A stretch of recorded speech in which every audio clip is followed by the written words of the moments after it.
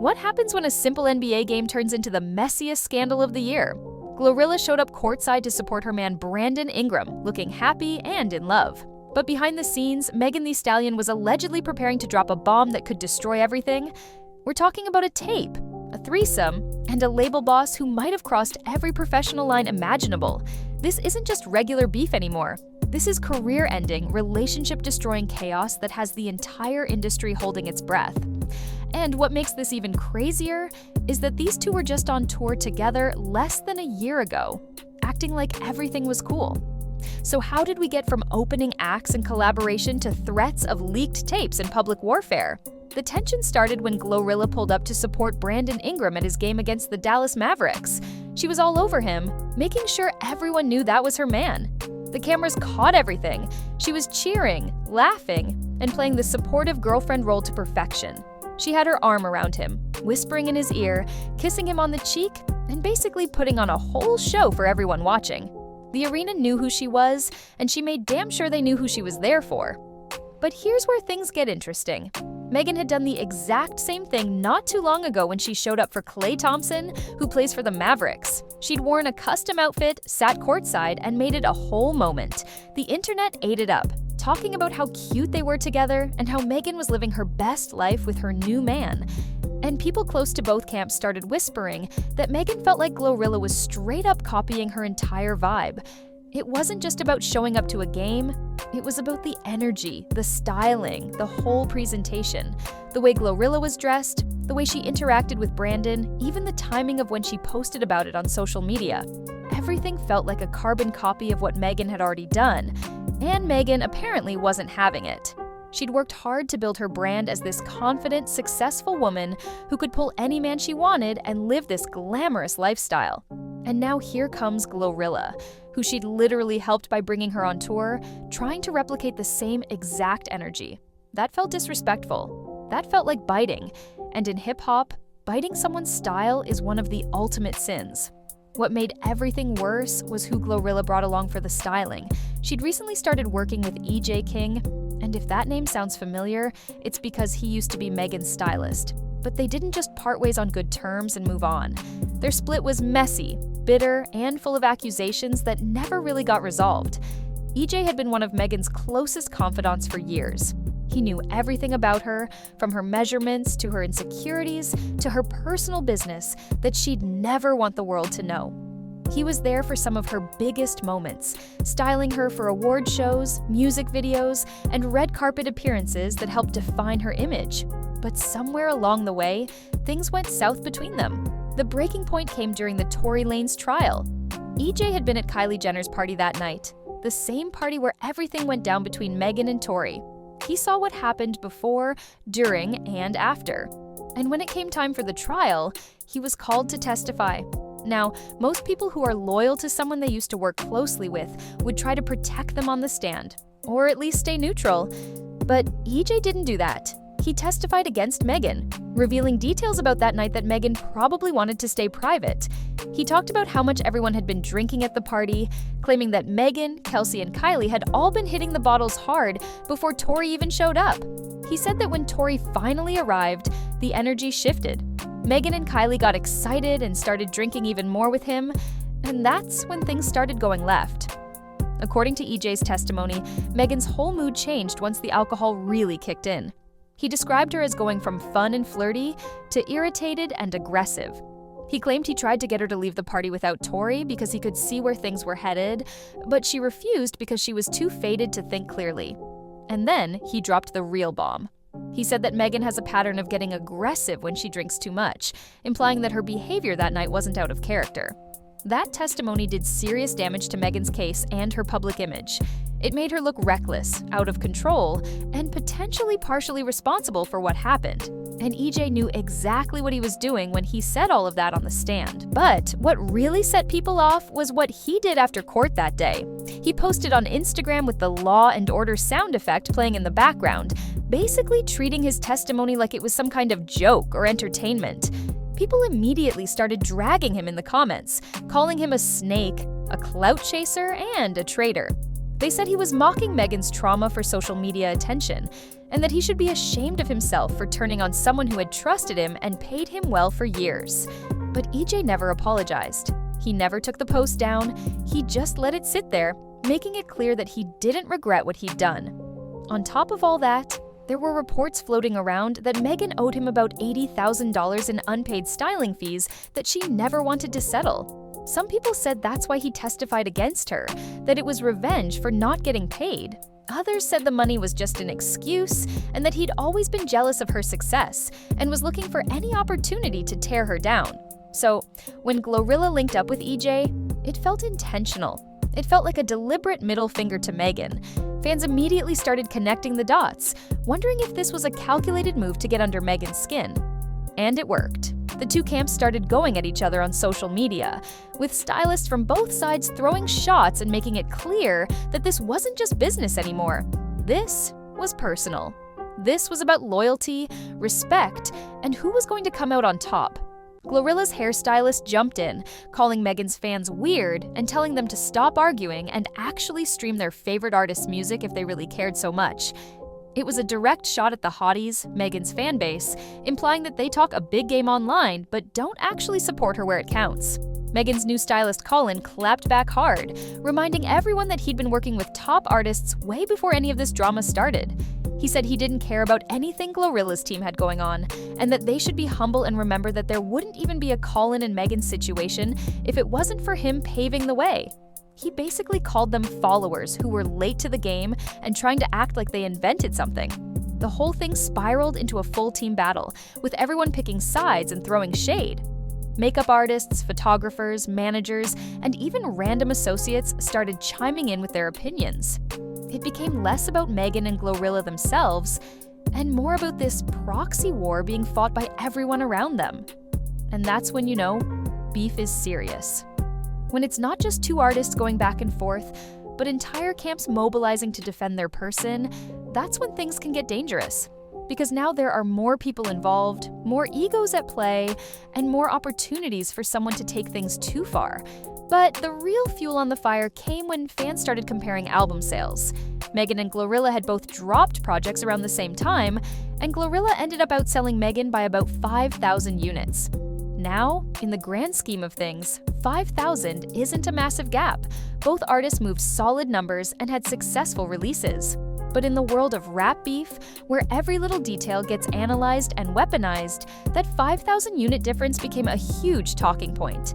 It gave GloRilla's fans ammunition to say that she was the one really winning right now, that Megan's time at the top was ending, and that a new queen was taking over. It gave them something concrete to point to instead of just going back and forth about who was better.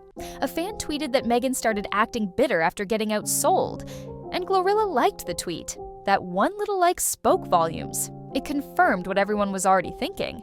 GloRilla believed Megan was jealous of her success, and she wasn't afraid to let people know it. She followed it up by tweeting "bad as F," basically doubling down on her confidence and making it clear she wasn't backing down from this beef.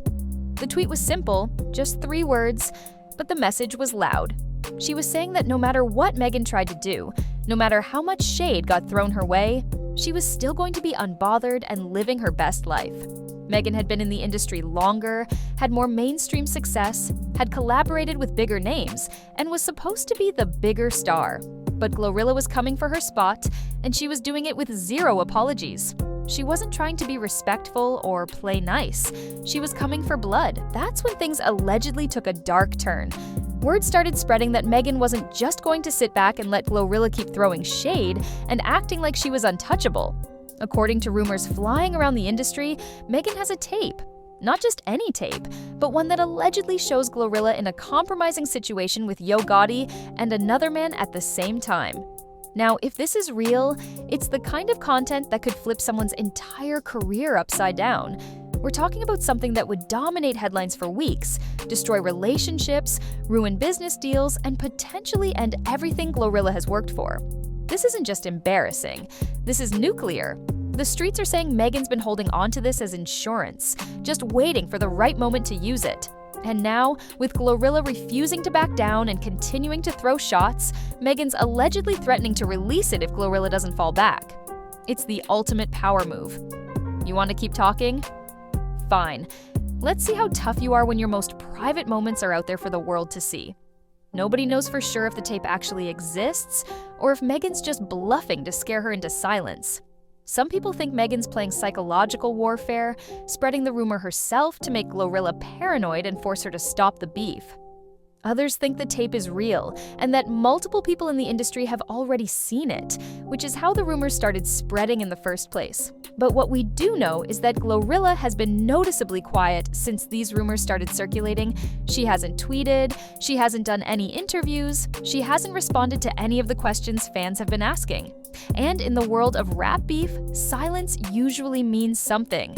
Either she's scared because the tape is real and she knows Megan could drop it at any moment, or she's being smart and not feeding into rumors that could make things worse. But either way, the silence is deafening. It's a complete 180 from how loud and confident she was acting just days before.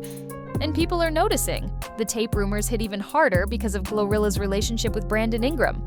They'd just gone public with their relationship, posting each other on social media and showing up to events together. Everything seemed perfect. She finally had a man who was successful in his own right, who wasn't trying to ride her coattails or use her for clout. Brandon Ingram is an NBA star making millions, so money wasn't the issue. He seemed genuinely into her and she seemed happy, but now he's reportedly feeling some type of way about the whole situation, especially the part involving Gotti. Sources close to Brandon say he's been asking questions, trying to figure out what's real and what's just internet gossip. He's apparently not the type to deal with drama, and this level of chaos is making him reconsider whether he wants to be involved at all. And honestly, he should have seen this coming.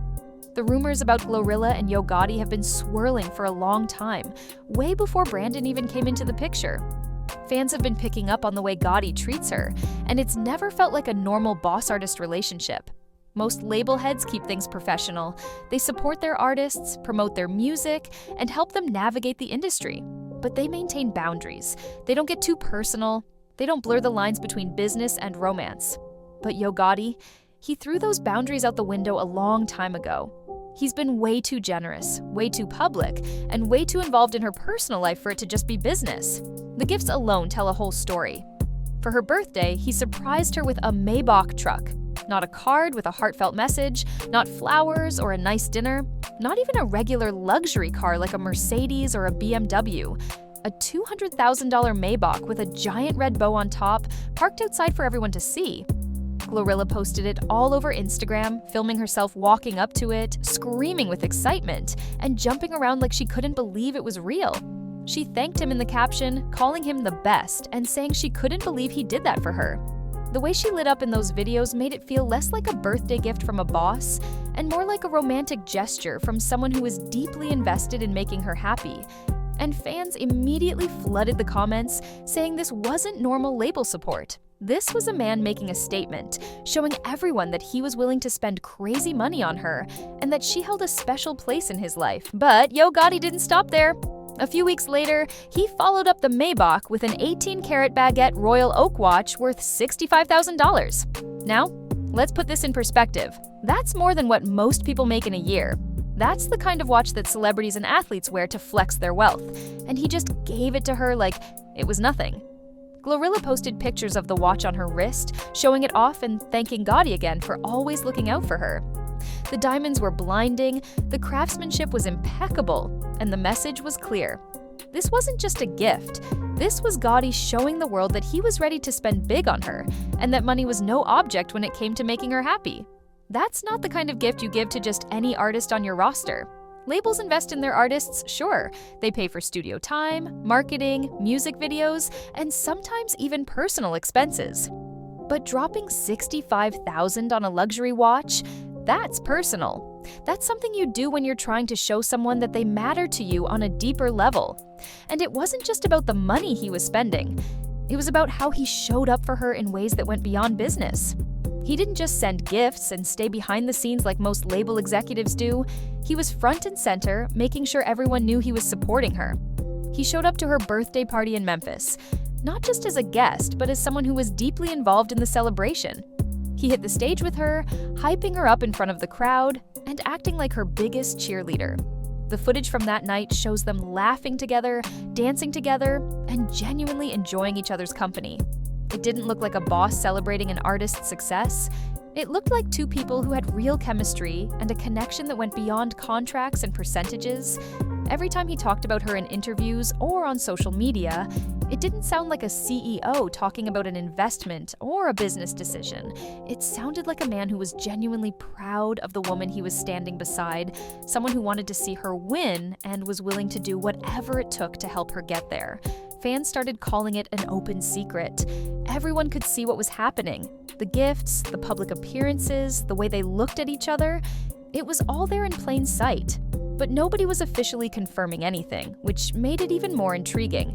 People started analyzing every interaction, every social media post, every interview looking for clues. And the more they looked, the more convinced they became that something real was going on between them.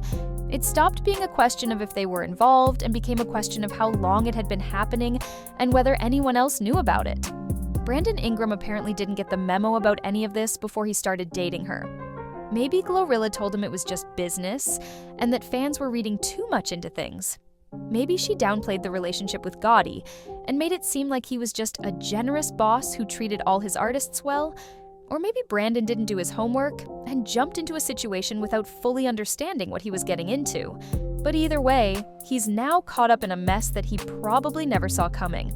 And now, with rumors of a tape allegedly showing her with Gotti in a three-way situation, he's reportedly pulling back and reconsidering everything. He's questioning whether he wants to be with someone whose past is this complicated, whose present is this chaotic, and whose future is this uncertain. This whole situation is starting to mirror what happened with Megan and Partisan Fontaine. During the Tory Lanez trial, details came out about Megan's past relationships and her involvement with other industry guys. Some of it was rumor, some of it was testimony, but all of it painted a picture of someone who had been around the block and had history with multiple men in the industry. Partisan couldn't handle it. He got in his feelings about things that happened before they even got together, and it turned him into a different person. He started acting jealous, possessive, and insecure. Things turned toxic fast, and they ended up having a bitter breakup that played out publicly on social media, with both of them throwing shots and airing out dirty laundry, but at least in that case, it was just rumors and testimony. There was no hard evidence, no photos, no videos, just words that could be denied or explained away. With GloRilla, if this tape is real, there's actual video evidence that could surface. And that changes everything. A rumor can be denied, you can call people liars, say they're making things up for attention, and move on. A tape is permanent.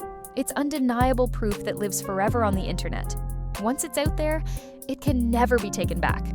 It gets downloaded, shared, reposted, and spread across every platform imaginable. And even if GloRilla tries to scrub it from the internet, there will always be copies floating around, always someone willing to re-upload it for views and clicks. The fallout from all this is already starting to show, even without the tape being released. Brandon's been noticeably distant on social media. He hasn't posted GloRilla in a while. He hasn't commented on any of her posts. He's been keeping his head down and focusing on basketball, which is probably the smartest move he could make right now. But his silence is loud.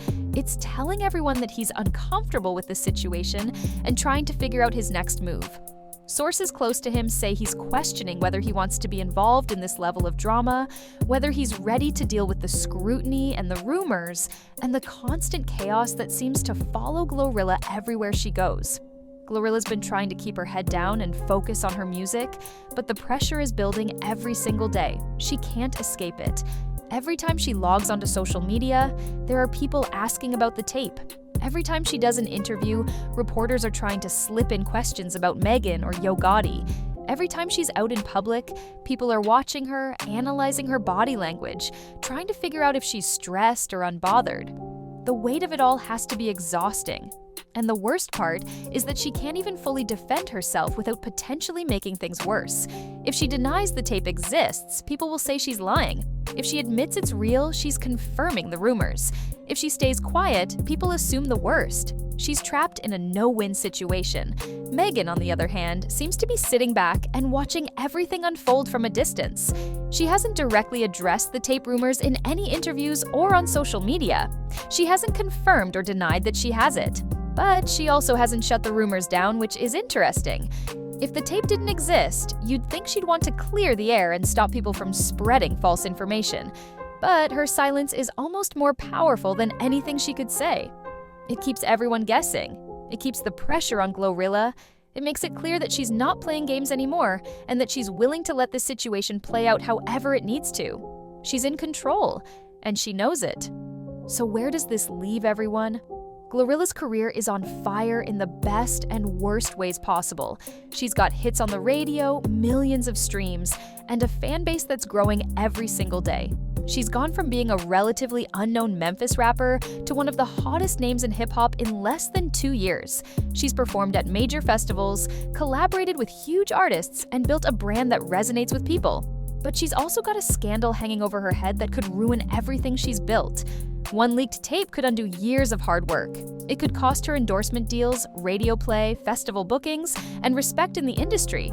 It could turn her from a rising star into a cautionary tale about what happens when personal drama overshadows talent. Brandon Ingram is caught in the middle of something he probably never signed up for. He's an NBA player trying to focus on his career and his team, but now he's dealing with relationship drama that's playing out publicly.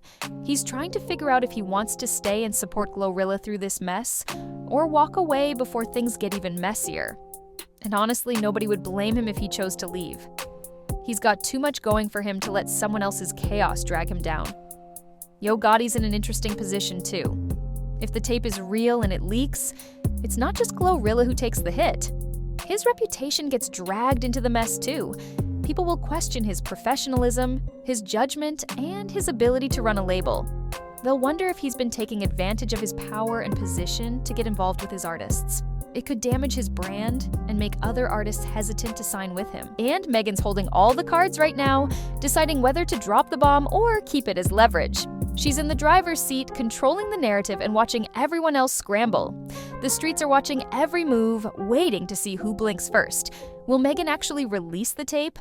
Or is this all just a power play to get GloRilla to fall back and stop the beef? Will Brandon stay by her side and prove he's ride or die?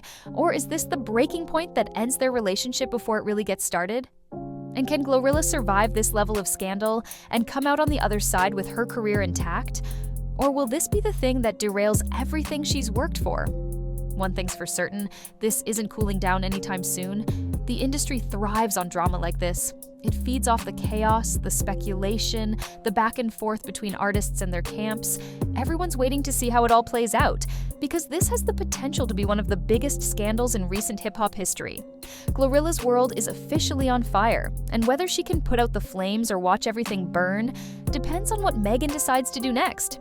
The power dynamics have shifted completely, and now it's just a matter of time before something major happens. Stay tuned, because this story is far from over, and when the next chapter drops, it's going to shake the entire industry. Thank you for watching. Don't forget to subscribe and like the video to receive more videos like this. Thank you!